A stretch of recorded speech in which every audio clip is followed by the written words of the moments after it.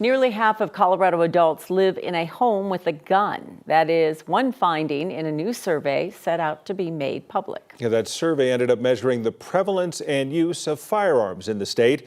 Investigative reporter Kevin Vaughn's joining us in the newsroom now. Kevin, what do the researchers plan to do with this data? Tom and Kim, the first goal is to get a better understanding of everything from how guns are being stored to who has access to them.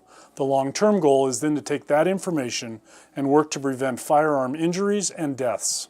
House Bill 1177. Every year, legislators propose new measures to curb gun violence. Is repassed as amended. But they're not the only ones working on that issue. We're one of 3 states in the entire nation who've administered a survey like this on the state level. Lead researcher Erin Kelly says the idea was to understand the full picture of guns in Colorado, a key step to finding new ways to prevent injuries and deaths.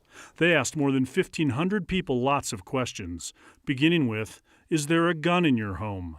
45% said yes. That's, from what we can tell, on par with national data. Some questions were very specific, like, have you ever taken a firearm safety class? 37% said no. I suppose not a surprise, it's just now information that we have and I think an opportunity for ongoing education and prevention. And this, do you keep your gun securely locked up? 35% said no. And then there were more general questions. What do they feel about firearm injury and violence broadly? And how can we understand what impact it's had in their lives? And how can we subsequently prevent these issues on that societal level too? The full findings are set to be made public Tuesday. The harder work of preventing injuries and deaths still lies ahead. I think we can just all agree that no one wants anyone to die as a result of holding on to or someone accessing that firearm. So how do we really use this information to say this is the step forward? The survey was carried out by researchers at the Colorado School of Public Health and the state's Office of Gun Violence Prevention. We'll have a link to the survey's results once they come out on our webpage, 9news.com.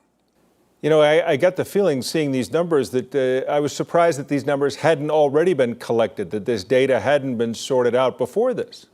There's been sort of a mishmash in different places of surveys like this.